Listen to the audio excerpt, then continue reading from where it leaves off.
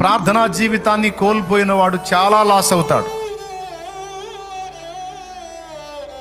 సింపుల్గా చెప్పాలంటే ఖచ్చితంగా పాపంలో పడతాడు.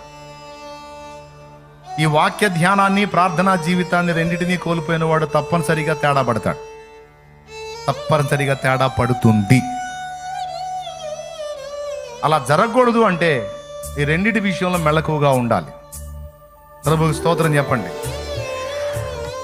ప్రార్థన మనం మొర్ర పెట్టినప్పుడు నిశ్చయంగా దేవుడు ఆలకిస్తాడు.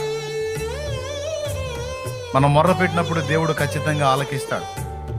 నీకు తెలుసా, మన ప్రార్థన ఎంతో నిశ్చయంగా వింటాడంటానికి నీకు నిరూపణ. దెయ్యాలు ప్రార్థన చేసినా కూడా దేవుడు విన్నాడు.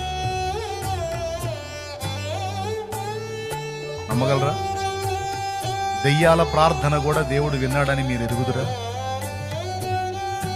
లూకాసు వార్త 8వ అధ్యాయము 27వ వచనం చదువు.